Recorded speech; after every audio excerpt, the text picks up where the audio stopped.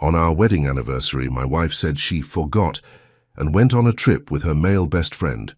Instead of feeling sad, I sent a huge bouquet of white lilies to their hotel room, with a note, "With deepest sympathy for your loss." What happened next left her completely speechless. On the morning of our 5th wedding anniversary, I was sitting at the dining table, a small velvet box in front of me. Inside was the pearl bracelet Sophia had been hinting at for months. I wasn't excited. I wasn't surprised. It just felt flat. I heard wheels on the stairs, and sure enough, Sophia came down with a suitcase. No flowers, no happy anniversary, nothing. She gave me this forced, awkward smile. "Daniel, I'm so sorry. My friends booked a last-minute island trip. It all happened so fast, I completely forgot today was our anniversary." I just looked at her. It felt predictable. Nothing she said surprised me. I closed the bracelet box and nodded slowly.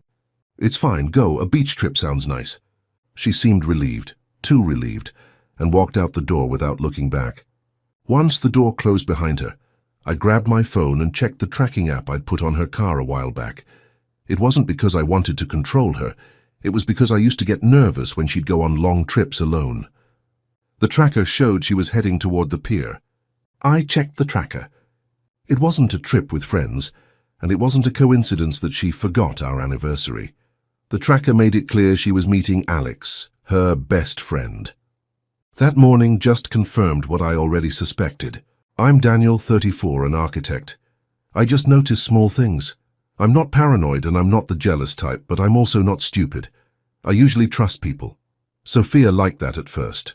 When we got married, she traveled a lot for her job. Long drives, late-night returns, weekend trips with her colleagues. I installed a tracker on her car because she once had a minor accident coming home at 1 a.m., and it scared the hell out of me. She knew about the app back then. Over time, she seemed to forget it even existed. I didn't bring it up. Then came Alex, the best friend. That's how she always introduced him. "Daniel, don't be unreasonable.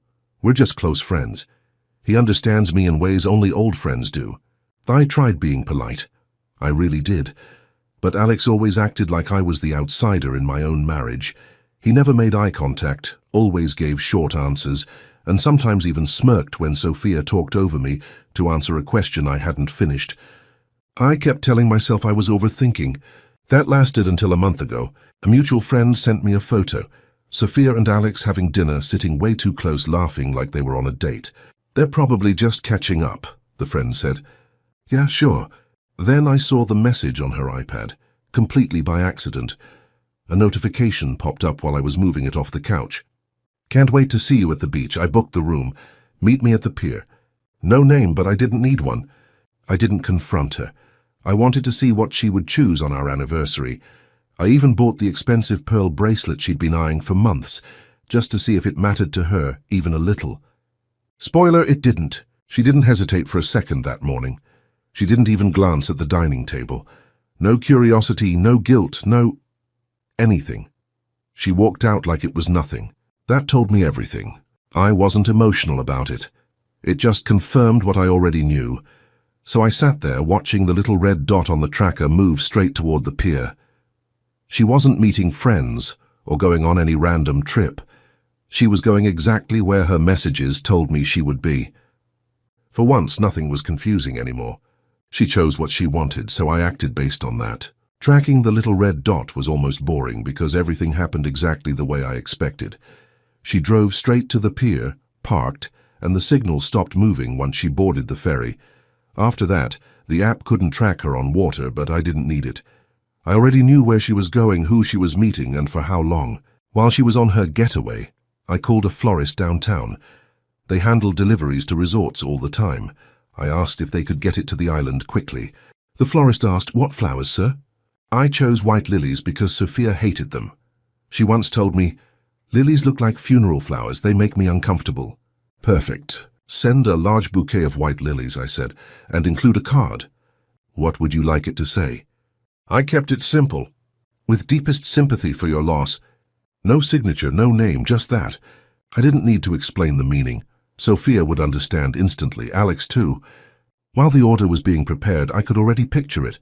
She'd see the lilies she hates freak out, and he'd get mad when he read the card and realized it was from me. An hour later, my phone rang. It wasn't Sophia's name on the screen. It was Alex. His name popped up on my screen and I actually laughed. I picked up. Alex didn't say a word before he started yelling. "What the hell is wrong with you? You think this is funny? Sending funeral flowers to our room? Our room. Not her room." He didn't even hesitate before saying it. I just said, "I sent what I thought was appropriate." "What does that mean?" "It means," I said, calm as ever, "I'm offering my condolences. She just lost something important." "What? Lost what?" "Her husband." There was a pause while he processed that I knew. Then he tried to recover with anger. "You're sick. You're actually insane." "Alex," I said, still calm, "you're the one sleeping with another man's wife on their anniversary. Let's not talk about who's insane." I could hear people talking in the background, probably hotel staff or nearby guests. Sophia hated scenes, and I knew she'd be trying to hide, crying quietly, or frozen in shock while Alex lost his temper. That's the part I didn't need to witness. Knowing it was happening was enough. He lowered his voice, trying to sound threatening. "You think this changes anything? She's with me." I almost thanked him for the entertainment. "Great," I said. "Then you can stay with her. Good luck explaining that to your girlfriend." The silence after that one was longer. He forgot I knew about her too. I didn't shout. I didn't insult him. I didn't accuse him of anything. Me staying calm probably annoyed him even more. He finally hung up on me. She didn't text or call me. That said everything I needed to know. A few hours later, the tracker dot moved again, this time back toward the mainland. She came home earlier than planned. She must have spent the ferry ride rehearsing excuses. When she finally came through the door that night, she looked exhausted. No makeup, hair a mess, eyes red and swollen. She could barely look me in the eye. "Daniel, please, it wasn't like that." I didn't respond. She tried again, her voice shaking. "It just happened. I didn't plan anything, I swear." Still nothing from me. Then she said the classic line every guilty person thinks will fix everything. "It was just a mistake." I finally looked at her. "You were gone for 2 days." She didn't answer. I didn't want to hear excuses. I picked up a folder from the table and placed it in front of her. It was the divorce papers. She broke down, begging me to reconsider, talking about counseling, saying it was all a mistake. I let her talk until she had nothing left to say. When she finally stopped, I said, "Pack your things." She stared at me, shaking. "Daniel, please." "Pack your things." After she left, things played out on their own. And the two of them. They didn't last even a week after that trip. Stuff like that never lasts once reality shows up. Meanwhile, I slept better than I had in months. The card said sympathy for your loss, but the truth was simple. I didn't lose anything. She did. Sophia stayed with her sister for 2 days after I told her to pack her things. I didn't block her, but I didn't reach out either. I wasn't about to listen to more of the same excuses. I thought that would be the end of it, but with Sophia, things always dragged on. On the third night, she knocked on the door again. It wasn't a gentle knock. It was frantic, almost as if she'd already rehearsed every apology, but none of them worked. I opened the door slightly. She looked awful, face puffy from crying, eyes still red as if she hadn't slept at all. "Daniel, can we talk, please?"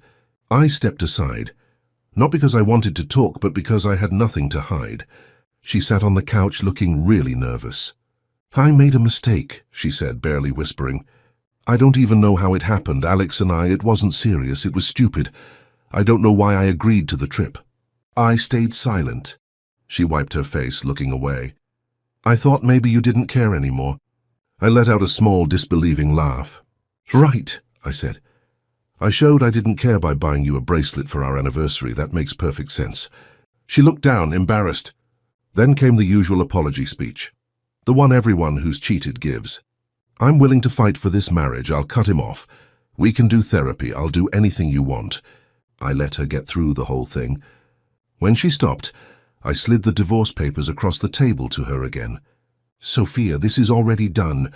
She stared at the papers like she'd never seen them before, even though she had cried over them just a few days ago. "I can't lose you," she said, voice breaking. "I swear I'll change." I shook my head.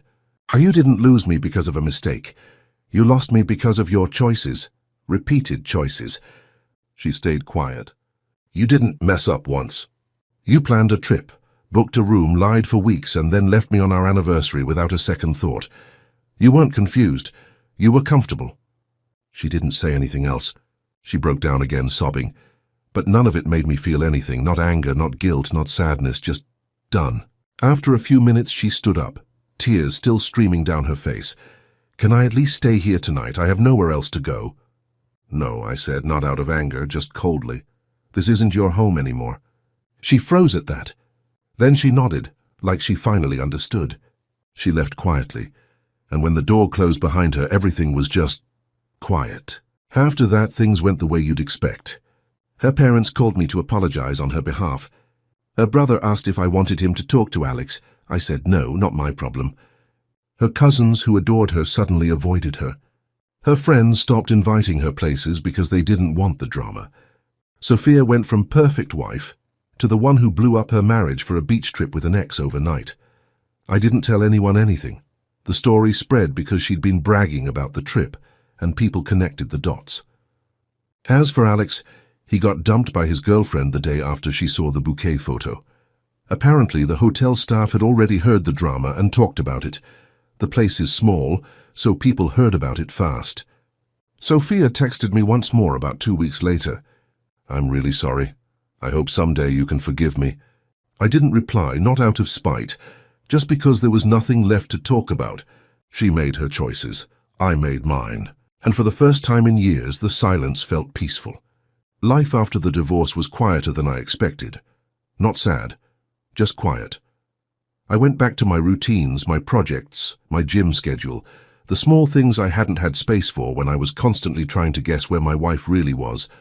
I didn't jump into dating. I didn't stalk Sophia online.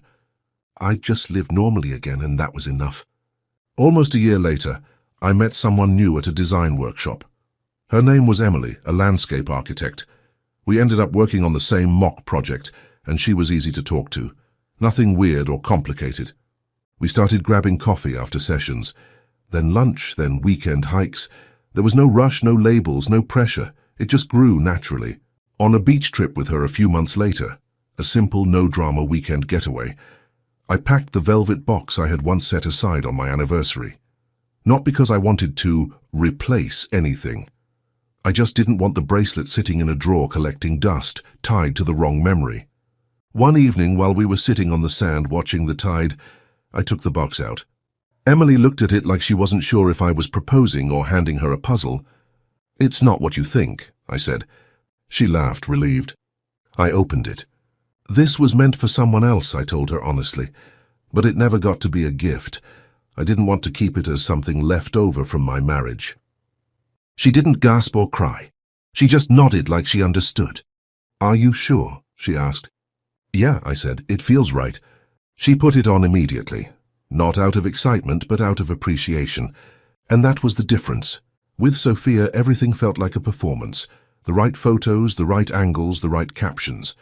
With Emily, things were simple. If she liked something, she showed it. If she didn't, she said it. No hidden messages, no guilt-tripping, no secret trips disguised as friend outings. Later that night, we walked along the shore. It was calm and simple, just a quiet moment with someone who didn't make life harder. I don't usually pull a lesson out of everything, but I did learn one thing. If one person stops respecting the relationship, the other can't save it alone. Ending my marriage wasn't some big tragedy. It was just me leaving a situation that didn't work anymore. Giving that bracelet to someone else was just a way to finish that chapter and move on. In the end, I just went back to a normal life, and that was it. Whose responsibility is it, you know? Well, to talk about it, I think it's ours. It's certainly yours and mine. And, well, we'll spread this word and more people discuss it. And I think more people need to be aware that this directly impacts you. Like, this is not like in the future, I don't have to think about it, I'll be dead. No, it directly impacts your health, your energy levels, your vitality right now as a living human being listening to this show. So just to add to that, how it affects you, not you. Humans. Maybe your levels are lower, I don't know, but we'll find out. But both men and women who have lower fertility, on average, these are studies, there have been about 4 or 5 studies that have shown this, lower fertility and sperm count on the male side, die younger. Die younger. Okay? This should be of concern to everybody. Yeah. Your life it makes expectancy sense. is short. Yeah. You have less vitality.